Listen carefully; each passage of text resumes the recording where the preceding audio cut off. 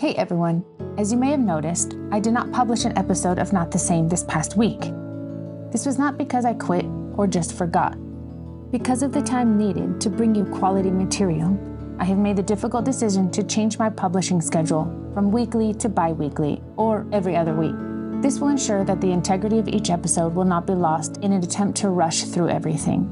I am thoroughly blessed to continue in this endeavor and will keep going as long as I am able. So that being said, please don't hesitate to contact me with questions or suggestions through the podcast email, notthesame.cfm@gmail.com. As always, thanks for listening.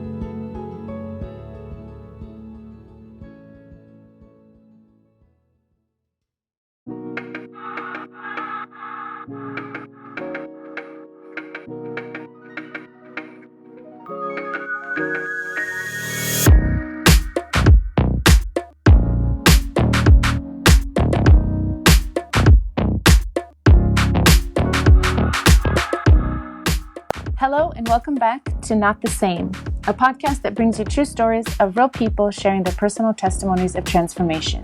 I am your host, Rachel Heinberg. I'm always amazed at the incredible people I get to interview. What might appear ordinary always somehow becomes extraordinary. Last week, listening to Rutana share raw, honest details about her life, I was in awe at what people have endured and overcome to be who they are today. And of course, that's why I'm here sharing that with you. Which brings me to the usual, which is to thank all of you who listen, subscribe, and follow. It is such a privilege to do what I do. This podcast is available on all major platforms, so choose your favorite and continue to share this with others. Every story makes an impact on someone. If you would like to reach out to me personally with a comment or suggestion, please do so. The best way to do that is through my dedicated podcast email, notthesame.cfm@gmail.com. This week, I'm excited to have Michele Brill on with me. We are actually recording remotely, so if it sounds a bit different, that is why. I'm hoping this method will open up doors to interview people from different locations and areas. Michele and her husband, Michael, are currently missionaries in the Kingdom of Eswatini. They have been there along with their two daughters just about a year, and we are hearing amazing things from them. Before that, they have ministered in many capacities in several fellowship churches, and I'm eager to dive in and let her tell her story. I have a feeling that there are quite a few people who will be surprised about her testimony. So, Michele, thank you very much for being here today. Hopefully this is working out for us and we'll get a good recording. Thank you, Rachel. My pleasure. So go ahead and get started. Just start from the beginning, how you grew up, maybe a bit about your parents and how you came to be and your life growing up. Okay, so I grew up in the Cape Flats suburbs of Mitchell's Plain. In specific, Lentegeur, and probably my family moved there and got their own house when I was about 5 years old. So I started primary school when I was in Mitchell's Plain. My parents were married. They had my sister out of wedlock, and I think I was conceived out of wedlock, and then my parents got married. My father was extremely abusive. Like most families, there was a lot of poverty. And my dad grew up in a fatherless home. My dad was around all the time in terms of he wasn't absentee in that sense. He was there in the house, but he was abusive. He was an alcoholic. He was a drug addict. And my parents separated probably 3-4 times a year, actually. My dad would be abusive to my mom. And on a morning when we were supposed to go to school, we'd put extra clothes in our bags, leave the house as if we were going to school, and not go back. My mom always managed to find places for us to stay. Normally it would be a room with people, sometimes that we knew and sometimes that we didn't know. And then we'd rent for a while, and then inevitably my parents would get back together. My parents, throughout their marriage, never actually got divorced. They were separated until my dad passed away. Growing up obviously it was my normal. My dad was extremely strict. We weren't allowed to play outside with other kids. We had to be in the house and in bed by 6 p.m. I mean, this was when I was in primary school. And he wasn't abusive in the sense of, obviously as kids we got disciplined, but he wasn't abusive in the sense that he'd beat up on us. But he was abusive in other ways, in the sense that he was touchy and feely that was way inappropriate. Wow. He'd say say, oh, come kiss me. And then he'd put his tongue in our mouths, that kind of thing. And you always had to kind of ward him off from groping you and that kind of thing. Was that from a very early age that you remember? Yes. From the earliest memory that I have was when I was 3 years old. Wow. So growing up, that was also quite normal. My dad was volatile. He'd work, he'd come home. And thinking about it now, it was a really weird situation because he'd come home and he would sit down in the lounge and we'd have to untie his work boots and take his work boots off, pack them away, unpack his lunch bag. He never did those things for himself. Normally someone would come in, take off their shoes and stuff. He never did that. We did that, And then he'd come in and you'd never know what kind of mood he'd be in when he came home. There was always, if anything, tension. Always, always, always tension, never knowing how this man was going to come home, whether he was in a mood. And obviously he wasn't explaining what was happening to him or what he himself was experiencing. And so, he'd come home, he wouldn't be happy with something, and you could expect that he would throw a plate of food at my mom, or he'd just go on a total rant. And we'd never know what exactly the cause of that was. And, my dad, he used to do things without explanation. For example, I was a very naive kid. I was very innocent. Despite the bad environment that I grew up in, my outlook on life, even as a kid, I was very innocent. And these things didn't necessarily impact me as much when I was that young. But one of the things that I remember that really did impact me, it might sound like a small thing, but this was something that I really, even in my adulthood, I think about and I try and understand how this has affected me. My dad, on our way to school in the morning, and he never did this with my sister, he only did it with me, he would say to me, come stand in front of me, and he would check all my pockets. And at this stage, I could have been probably about 13, and I was really, really naive and really, really innocent. So for me, my dad doing that, number one, I didn't know what he was looking for because he never said. Okay. And I was always left with a feeling of, had I done something wrong, I wouldn't even know it. Even as an adult, this is something that I have battled with because there comes a point where you're constantly thinking to yourself, even when you're right, you can't be sure of that. You don't have that assurance that you're right about anything. Another thing that he used to do, he used to threaten us. And this was even younger when I was 11. Randomly, he'd come home from work and then he'd be in a mood and then he'd say to both my sister and myself, he'd say, are you still virgins?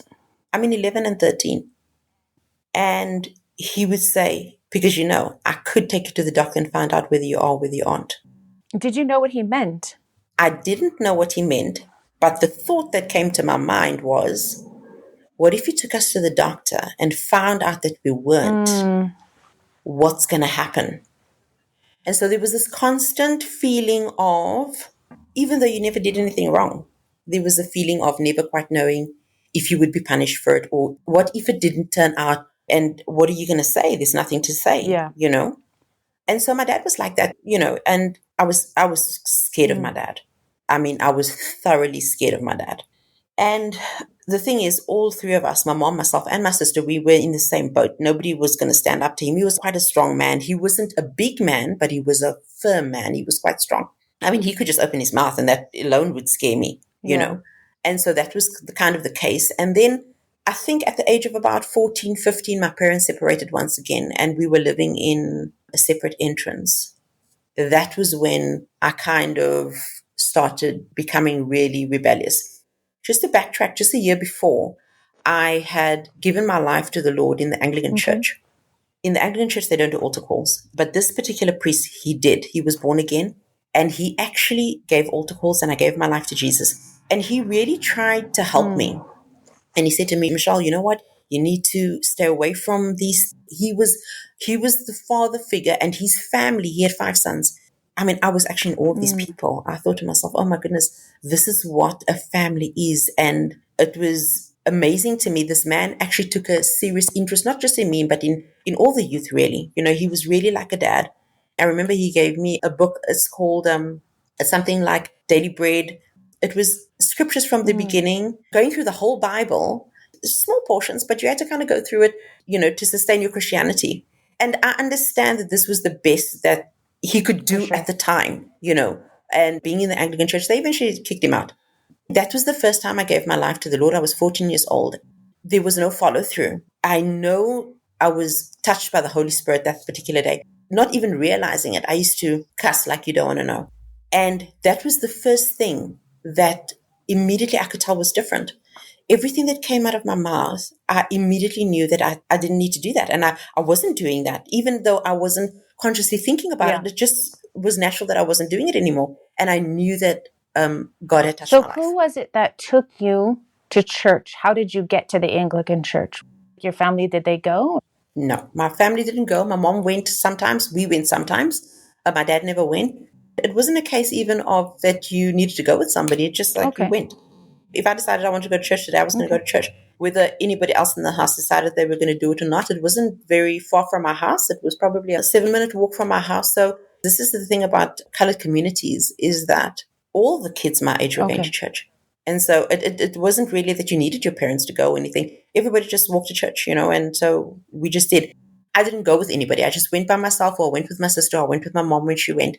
After giving my life to the Lord, there was obviously no follow through. And as much as this priest tried to help me and set me on the right path, it was exactly that time where at high school, this girl befriended me.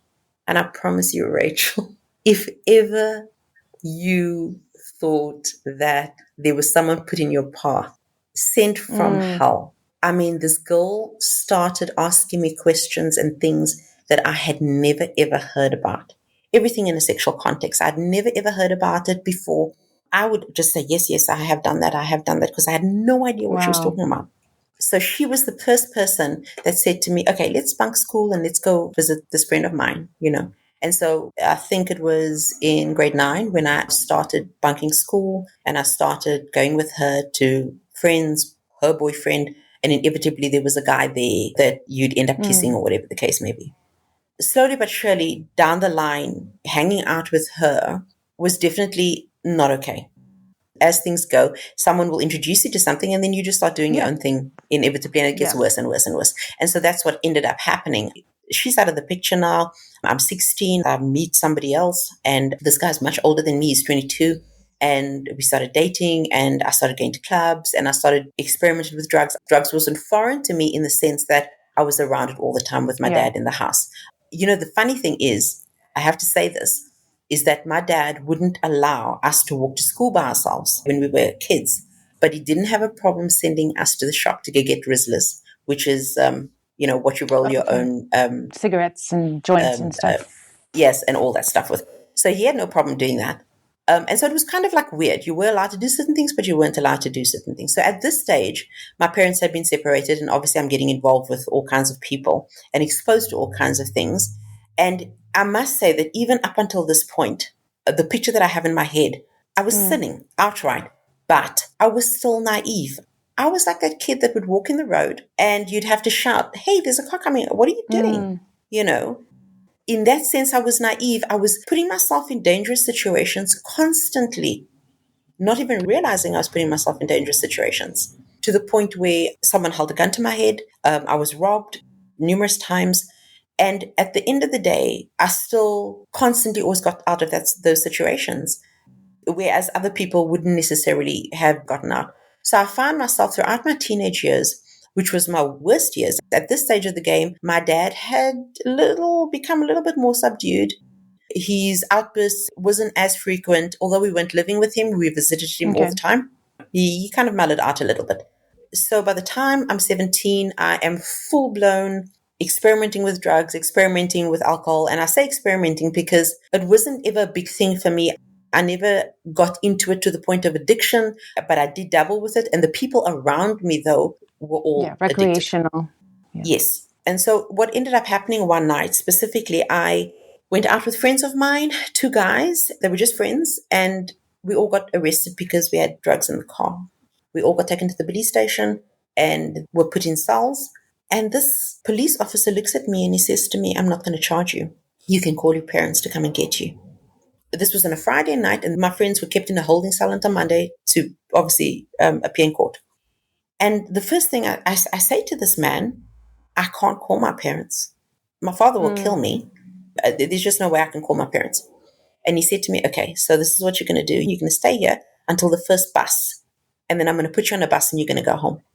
So at this stage, my parents were separated. My sister and myself were living with my youngest aunt in a place called Kinwin, which is near Kenilworth in Cape Town. And my aunt and uncle at the time had gone camping. I had the only key to the house. Oh, wow. They were away for the weekend, so I was literally alone at home. So I go home and they hadn't come back yet, obviously, and I'm at home on the Sunday by myself. And honestly, at 17, I could feel my life crashing down on me. Even though I'd given my life to the Lord at 14, there'd been no follow through. I actually really didn't know the Lord. And I remember, because I was living so far from the school I was attending, my history teacher used to pick me up on the main road because she lived in the same area as me. So the whole of Saturday, I'm crying. I can't tell you that I was crying out to anybody. I was just crying. The Monday morning I get up and I'm getting ready for school. My aunt had a long passage and I'm walking down the passage and I have a niggling feeling like I should be remembering something.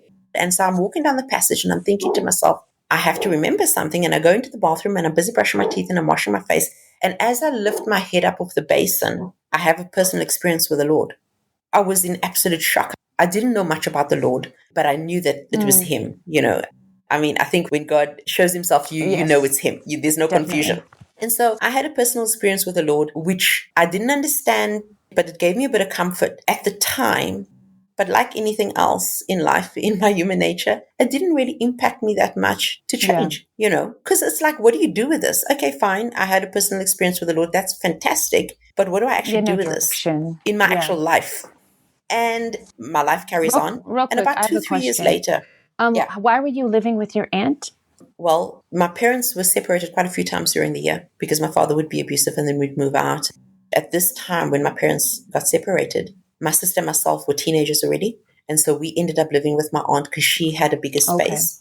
And my mom ended up living with her other sister. They were literally separated by a road. So we would go see my mom every day, but there wasn't enough space for all of us to be at the same place at the same time. During this time when you're going to high school and all this stuff is happening, what about academically? Did it bother you at all? How did you do in school? Did you end up matricking? Yes, I did end up with a distinction in matric. That wasn't the thing that affected my schoolwork. I ended up failing grade 10 because I wasn't there for most of the time. Because you were bunking. Yes, I was meeting this friend of mine and I'd go every day, dressed up, school uniform, and not end up at school. And so we'd find ourselves wherever we found ourselves. And obviously this made it easier when my parents were separated because my mom was working and my dad had no clue, so it was easier when my parents were separated. I was never bad academically, but obviously because I promise you, if I was in school for 3 months that year, it was a lot. I'd sit for exams, but I had no idea what was going on. But I always excelled in school. I always had A's. I always was first in the class. So obviously failing was a shock to me. And I thought, no, okay, this can't carry on. And I just resumed what I normally did. And I excelled at school. It was great. And so I just carried on with my life and I finished matric. But the thing is, this is also something about the ignorance that I think comes a lot with poverty situations. I finished school. I finished with distinctions, but never went to college. I never went to varsity. And I'll tell you why. Because I had no idea how to actually go and apply to do anything for higher education. We were never taught this in school. And, they never came around to your school like they do now, where they say, listen, this is the next step for you. And actually, when you come from poverty, I think there's two extremes. There's the one where, okay, all I'm going to do is get educated. And the other extreme is all I'm going to do is work. And so the work option was always the only option that I felt like I had. Actually, I didn't feel like I had options. It just was the normal thing to do. You finish high school and you go work. And so that's what I did. I ended up working, ended up making money and getting actually really nice jobs to the point where my life was getting organized. I was still seeing this guy that was heavily in drugs and it was bad. It was so bad that at one stage when my parents were separated, when I'd moved out of the house, I was living with my uncle. This guy came and even though I didn't have a driver's license at the time, I had a car. I would drive myself to work. And this guy basically, he was so high and he locked me in the house and he wouldn't let me go to work. And then he decided, okay, you need to get in the car. We're going to go, threatening me all the time. Ended up for the whole day being in the car with this guy, him getting high continuously. Eventually, we ended up in his area where he lived, and I snuck out of the house when he was completely high and went to his parents' house and said, listen, this is what's happening here, and I need to phone someone to come and get me. We hadn't actually been seeing each other at that stage, but we were so integrated in each other's lives that we saw each other regardless of whether we were dating or not, Yeah, I get it. And so he would just pitch up at my house and all of this. That ended, and I started moving on with my life. I had left the Anglican Church, but one of the lay ministers and his wife, they also got saved. And one day, I don't know how I met up with him, and he just said to me, listen, we have this thing where we go to services that's not like Anglican Church. It was called revival services. And he said to me, do you want to come? And I said, okay, fine. He said, we'll come fetch you. And him and his wife came and picked me up one Saturday evening and took me to church. They preached the gospel. They had an altar call, and I didn't answer the altar call. Him and his wife dropped me off at home, and he said to me, listen, in 2 weeks' time, they're having another one. Do you want us to come and pick you up? And I said, yes, that'll be great. I get home, and the Lord says to me, why didn't you answer the altar call? And I'm like, Lord, I am so sorry. If you give me another chance, I promise I will do this. And so 2 weeks later, he'll come and get me. But then the following week, he comes and hoots at my house. And my mom says, Michele, Mortimer and Sandra are outside. And I said to her, but they said next week. I said, okay, fine. Just give me a second. I'll get dressed. And I went with them. And they preached the gospel, had the altar call, and I answered the altar call. I realized at that point that God wasn't going to give me time to pass by to do the right thing. I did the right thing immediately. And ever since I did that, things really started changing for me. I started going back to the Anglican Church. The friends that I had, we all got saved. Wow. And we all got kicked out of the Anglican Church because we were telling people that For being too safe. they needed to get saved. Yes. And the priest at the time, he wasn't happy with that. He definitely believed in inclusive religions, Muslims, everybody's going to go to heaven and that kind of thing. So he didn't appreciate the fact that we were telling people this. And so he said to us, okay, you guys are not allowed to come back. It was a whole group of us, probably 5 or 6 of us. You weren't allowed to come back to church. So now I'm stuck and I don't have a church to go to. My sister at the time was going to a church, more of a charismatic church. How old were you? I was 22. And I slept over one weekend at her house, and she said to me, do you want to come? And I said to her, okay, yes, I will. And I ended up there, and I knew that's where I needed to be. So for the next 3 years, that's where I stayed. And I want to say this. There was nothing wrong with the church as such. They were a little bit charismatic. They preached the gospel. They did outreach. They believed everything we do as the Potter's House. The difference was, thinking back at the time, I don't know how I could have overcome that. And I'll tell you what it is. At the time I was in church, I was serving God wholeheartedly. But simple things that's normal to me now, I had no idea about. Rachel, today, I would not consider making a big move without consulting Pastor Heimberg. Back then, it never even crossed my mind. If I did a big move, I didn't consider telling my pastor that. It wasn't even the fact that I didn't want my pastor's input or that I was rebellious or anything like that. It just wasn't part of my upbringing where I was submitted to anybody in the sense that I should tell somebody what I'm doing. Yeah. It just never, ever occurred to me. So what ended up happening was I ended up at this church, actually working for the church. It was one of the jobs that I had. I was working for a shipping company before I got this job. I applied for this job. It was advertised at church, and I ended up getting it. So I ended up working at the church office. Throughout all this time, it never, ever occurred to me that my life had to be submitted. And even as I'm saying that, I was submitted.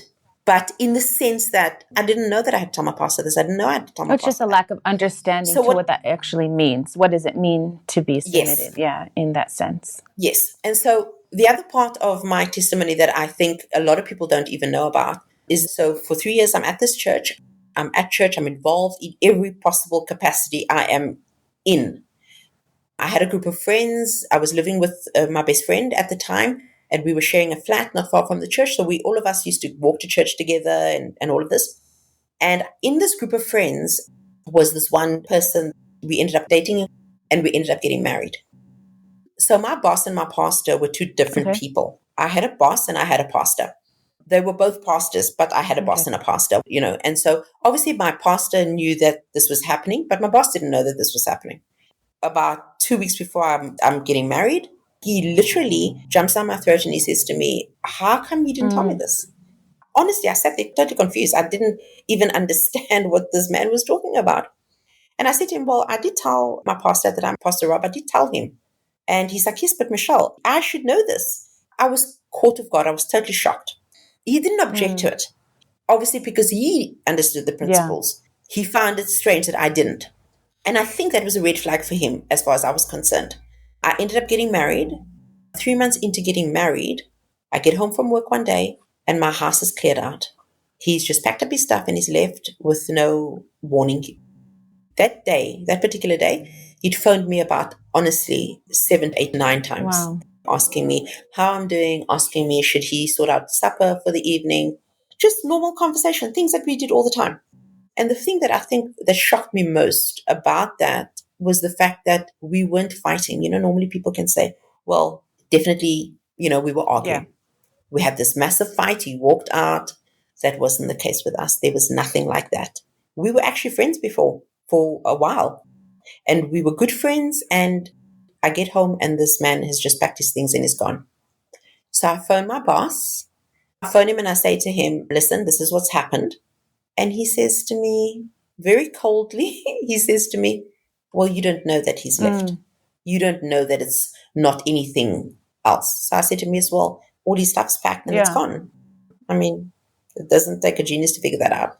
But he just said to me, listen, don't get all worked up about it. Relax. You don't know what's going on. I did.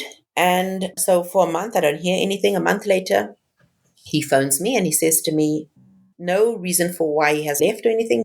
He phones me and he says to me, listen, I want to come back. So my first instinct is absolutely not. No way. And I go to my actual pastor and I say to my pastor, I'm actually going to file for a divorce. And my pastor says, Michele, don't do that. Just hang on. Don't do that. Okay, I go home. So sorry, is this 1 month, literally zero communication? Yes. And then he just... So we've been married for 3 months. He disappears after 3 months. And then a month later, he phones me to tell me he'd like to come back. I say to the Lord at this stage, Lord, I'm going to divorce this man. This is just not working. As clearly as my pastor said no to me, God says, no, you're not doing that. So this happens 3 more times. 3 times I take him back and 3 times he leaves. With zero explanation. Zero explanation. I had an itemized telephone bill at the time and I could see telephone calls being made to certain things. And obviously he was backslidden. He backslid at some stage of the game and he just was now living his life. And then the last time he came back, I could sense that we're going down the same road. And he said to me, listen, I just need to figure things out. And I could tell just by the way he was speaking. And I said to him, you know what? You are trying to give me some sort of hope that this is going to work out.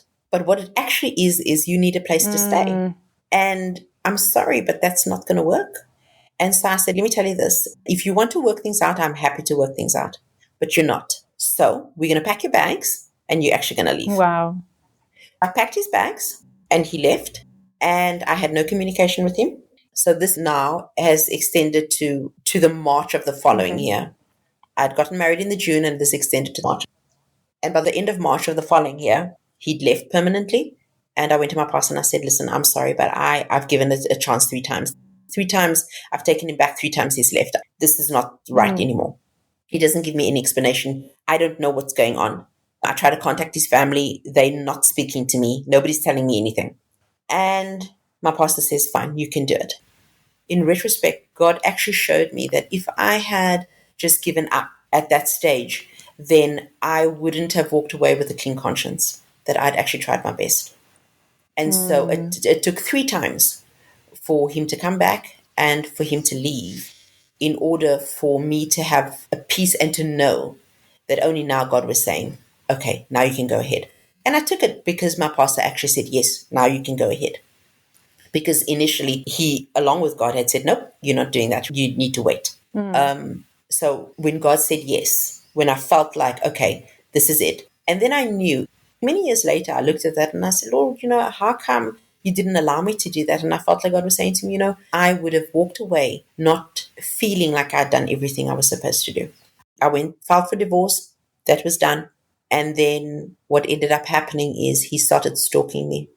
I moved back to my parents' house and he started stalking me, which is so weird. Like, you want to have something that you can't have. When you had it, it was not okay. But now that you can't, he used to literally know where I used to go for lunch and be there. He used to be at the bus stop, the bus I was taking to go home, and get on the bus, travel all the way with me and travel all the way back. And he just wouldn't leave me Wow. alone. And so he ended up phoning me at my parents' house all the time, to the point when I picked up the phone and I heard it was him, I actually said to him, listen, I don't want to be rude to you, but if I pick up the phone again and it's you, I'm telling you now, I'm going to put the phone down, because we actually have nothing to say to each other. Yeah. And this would just continue. He didn't end up phoning me as much, but he did end up being everywhere where he knew I was going to be. And the divorce is final. It's final. It's gone through. It's final. And so Wow. at this stage of the game, I feel like I'm blocked in. And so I see an advertisement in the paper to work in Florida for 6 months. Once again, I don't tell my boss. I don't tell my boss, because it's like, well, you know what? You're not living my life. I need to get out of here.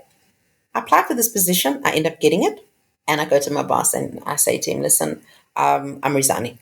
So for me, my job was a distinct difference in me working for the church and being part of the church. I didn't see the connection. And my boss, literally, he had my head. He said to me, Michele, you are once again making decisions like your marriage. He basically lambasted me. I was so upset and I was in shock, and I was just like, how are you even speaking to me like this? Anyway, I end up going to Florida. I am now officially backslidden. I'd been backslidden for a while, maybe 2-3 months, because I isolated myself. Remember, this was a friend of mine that I ended up marrying. We had the same friend group. We went to the same church. We knew the same people. And as much as I went to church, it was horrible. I made my life about going to work, coming home, locking myself in. People would come knock at my door, Michele, Michele, Michele, and I wouldn't open the door. I wouldn't open the curtains. I would just be home by myself. And it was a very dark time, and the devil obviously took advantage of that as well. And I backslid. Just in my heart, I didn't backslid in the terms of like I did anything sinful, but I definitely backslid. I withdrew, I backslid. I didn't really know that at the time, because my naivety was still there. My ignorance of so many things, of so many Christian things, was still there. And then I ended up going to Florida. Probably within the first 2 weeks, I met Michael. And Michael pursues me. I'm not interested in a relationship. I'm not interested at all. Michael and myself become friends. And in January of that year, my dad passes away. I have to backtrack about 6 years before that. I told you my dad started being a lot more subdued and all of that. And then when I get saved, something just switched. And my dad and myself started getting along. Wow. We started talking a lot more. And we actually ended up having a really good relationship. I had changed a lot. He had changed a lot. Nothing major happened in his life, but all of a sudden I started looking at him differently. And I actually started having some sort of care and love for this man that I absolutely hated. When I tell you, I mean, I plotted and planned to kill my dad so many times, because I really honestly felt like this was the worst person, and the best thing to happen is that this man isn't involved in anybody's life. That's how strongly I felt about my dad. Things changed, and we started slowly but surely having a relationship. And so at the stage when my dad passes away, I have a great relationship with my dad. Wow. The same couple that used to pick me up, Mortimer and Sandra, my dad was diagnosed with cancer, and my dad ended up bedridden. But Mortimer, every single Sunday, would go to my dad, preach the gospel to him, and my dad ended up giving his life to the Lord with Mortimer. Wow. That's amazing. So that is amazing. I mean, I don't think these people understand the impact they've had on my family. Yes, definitely. And I have no idea what happened to them. I still pray for them. To this day, I still pray for them. Wow. And because they've impacted my family so much. I even pray for the priest that led me to the Lord the first time when I was 14 years old. He's since passed away, but his family, his wife is still alive. So moving fast forward, I meet Michael, obviously in a relationship together. And in the back of my mind, I still knew that this wasn't right. So I say to Michael, listen, we can't carry on like this. Even though I was vaccinated, I asked him, where are you going to go when you die? And he said to me, heaven. And I said, why do you think that? And he said to me, because I'm a good person. And I said, I'm sorry, but good people don't go to heaven. And he said to me, who are you to speak? I said, what about your sin? What about sex outside of marriage? What about drugs? What about all the stuff that you do, that I was obviously privy to? And he says to me, Michele, what about you? You're such a hypocrite. And I said to him, I'm not a hypocrite. I am not telling you that I'm living right, but I'm telling you I do know the truth. Wow. And just because I'm not living right doesn't mean it's okay. I don't think it's okay, but I'm still going to tell you the truth anyway. And so Michael prayed a prayer. Moving forward, we ended up not actually sleeping together. So you prayed with him, the sinner's prayer? Yes, I did. That's awesome. And then my dad passed away, and I was planning on coming back to South Africa for the funeral. My dad, a couple of weeks before he passed away, said to me, Michele, if anything happens to me while you're away, don't come back. I've lived my life. You carry on. Wow. And this was a difficult decision for me. My family said, it's fine, because if I had come back, I would have broken my contract. I wouldn't have been able to go back. I didn't end up going to my dad's funeral, which in hindsight for me was actually a wrong decision. Different people might think differently, but because of the tumultuous relationship we had and then ended up having a good one towards the end, it was, for me, not a good decision not to go to his funeral. Gotcha. What ended up happening was I ended up grieving way longer than what I was supposed to and ended up being in depression because of it. Then Michael and myself from the States, we ended up going home for a month and then ended up going to the UK. And that's where we actually found the Potter's House in Archway, London. We At joined what the Potter's stage House did you guys Church. get married?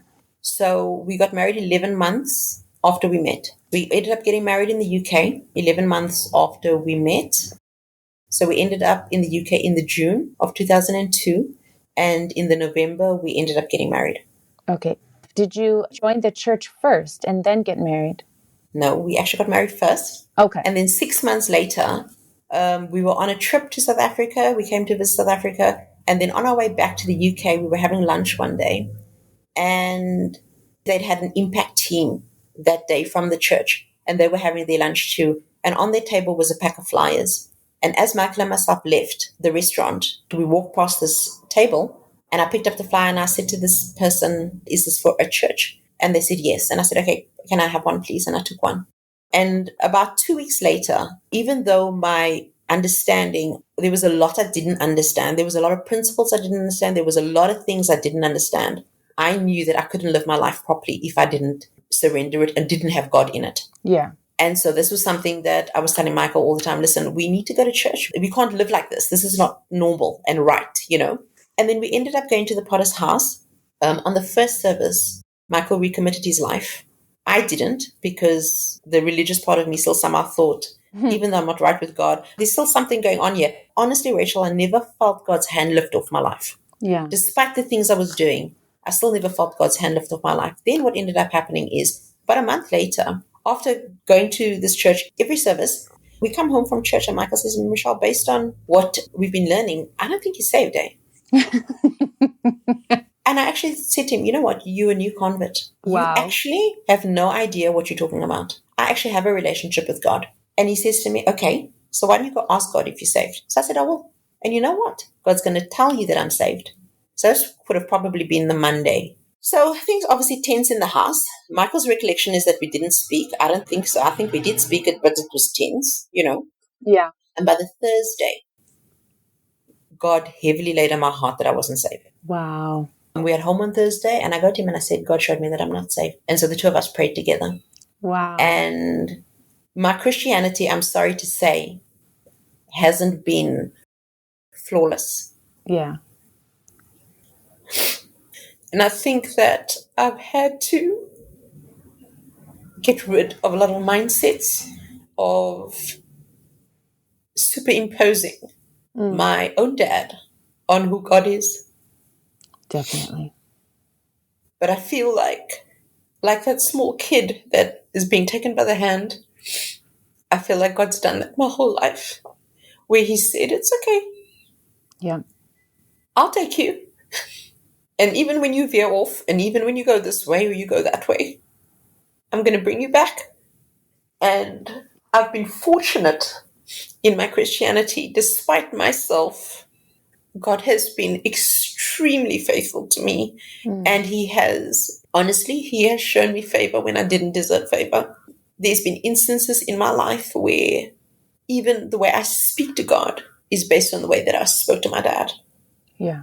I was confrontational with God, up in his face, telling him straight out what I think, the same way I would do with my dad. And God, in his grace and humility, has always shown me the opposite side of who he is. And this in itself has caused me to run to him and over the years reset my mindset of who God is. And it's difficult, especially when you're here in the Christian community. Your earthly father's representation of your heavenly father. That is mind blowing to have to deal with that and everything that comes with, But honestly, God has been good to me, and he's been good to me in so many ways that I look back now and I think even my dad, the type of person he was, listen, I'm not in any way saying the things my dad did were okay. The way he treated us was okay. I'm not saying any of that. What I am saying is that I do understand. Coming from where he came from, his dad did the same thing. And I do understand that. And I'm glad that God allows me to see in hindsight the person who my father really was and who he saw, rather than just what we see in our experiences. He actually sees somebody's soul. And I'm really grateful that now, as I look back at my dad, all I think about is how much I can't wait to see him. Yeah. Yes, the experiences, they were there. I experienced them. But it doesn't have that same sting like it did before. And this is the amazing thing about the Lord. And what I love is the fact that I've seen that through my whole life, even being married before and that happening. Listen, there were a lot of red flags. I didn't have anybody to tell me what the red flags were. Yeah. But God got me through that, and God's been gracious. He's helped me through. He's been with me every step of the way. And now I'm married and I have 2 kids that never have to experience that. Absolutely. As far as their parents are concerned, Absolutely. Yeah, and just to touch on the blessing of ministry, you guys did eventually come back to South Africa, joined one of our churches here, were sent out to pastor. How many times have you pastored? Twice. In Wynberg in Cape Town, and then we took over the mother church in Athlone in Cape Town. And then after being there for 4 years, we actually came in for discipline to the Eldorado Park Church, because Eldorado Park was actually our mother church. And we came to Eldorado Park. And then by the time we had gotten here, Michael had been announced to evangelize. We got here and got to know you, which was such a blessing. You guys were such a blessing to our church and the South African Fellowship, or Southern African Fellowship as a whole. God really, really moved through Michael's evangelistic ministry, just hearing the reports from conferences and such. And you helped us out so much in the mother church there. I know you guys always felt like your job wasn't done and that evangelizing wasn't the end for you. So last year, September, in our Bible conference, you were announced to go into a new nation that we didn't currently have a fellowship church, which was the Kingdom of Eswatini, or Swaziland, as some people call it. So I think your life is a perfect picture of when you surrender, God works everything out for good. You have such an incredible ministry there. You have 2 beautiful girls who love God, never regretting the calling of your guys' lives. They're definitely a part of that. And as an observer, to see there's no end to what God can do in someone's life. Yes. 2 things that I want to say. We've been here in Swaziland, and honestly, thinking about how this all came about, Michael and myself, we really don't think anything of ourselves. And I'm not even saying that in a deprecating way. I'm just saying that, when you know yourself and you know that God knows you, this was just a miracle. The fact that Pastor even said, listen, yes, it's fine. We will send you. I mean, we have been experiencing so many amazing things here. Even though we pioneered before, it's somehow so different because we are actually seeing it through different eyes, in the sense that we are privy to seeing how God actually builds his church. And it is the most awesome thing to actually see. And that's something that we just feel like, that Pastor Heimberg would even continuously support us, to send us to be here. The fact that we can even be a part of that is just pretty amazing for us. Absolutely. The one last thing that I just want to say is that since I've come to the Potter's House, the amount of clarity and understanding of who God is and of the principles of God, I've learned it in the Potter's House. When I learned all this, what I did is I actually ended up writing a letter to my previous boss and pastor. I actually ended up writing to him, and I told him I belong to a church and I've learned and I now understand what you were saying. And I'm sorry that I never gave you that. I'm sorry that I didn't understand that. And I understand it now. It's as clear as daylight. What is there not to understand? It's so simple for me now because I know it now, And he actually responded and he said to me, he understands. I can't remember the full detail of the email or the letter, but it was short and sweet. Happy to hear that you're still living for God. Wow. It's just amazing to me how God actually takes you full circle. There are no loose ends. Specifically speaking about my dad, when I think about my dad, I think about the life we led. God brought me right around to the point where now I can say I love him. Now I can say that I don't condone, but I do understand. And there's so much that comes when you just leave it to God and allow God to work through these things in your life. I'm really grateful for that. Well, that's amazing. I'm so glad that you agreed to share your testimony. I know sometimes it's difficult to share some intimate details because sometimes we don't want to bring up past hurts or just details. We feel like it's not people's business. But knowing a little bit about your testimony, I just can't help but know that people are going to look at you in a different way in the sense of in awe of God's grace and his love. It's not about lamenting over horrible things or even bragging. It's just about that God took me from this place and from these horrible situations. And if he can do it for me, and absolutely he can do it for someone else because he's the same God. And I'm so grateful for you. I appreciate you, despite all of these technical difficulties we had, to come on here today. Thank you, Rachel. Thanks so much, Michele. I really appreciate it. God bless you, Rachel. You have a good day. You too. Okay, bye. Bye. I want to say thank you to each and every one of you listening. Without a listener, the story can't be heard. If you enjoyed this episode or any of our previous episodes, please share it with somebody. Don't underestimate the power of a transformed life. Lastly, if you are not a Christian or perhaps have backslidden and you want this for yourself, acknowledge that Jesus is the only way to forgiveness. He paid the price on the cross for your sin. Ask him to forgive you, just like Michele did, just like each and every one of my guests have, and that will be the beginning. Until next time, this is Rachel Heimberg, and you've been listening to Not the Same.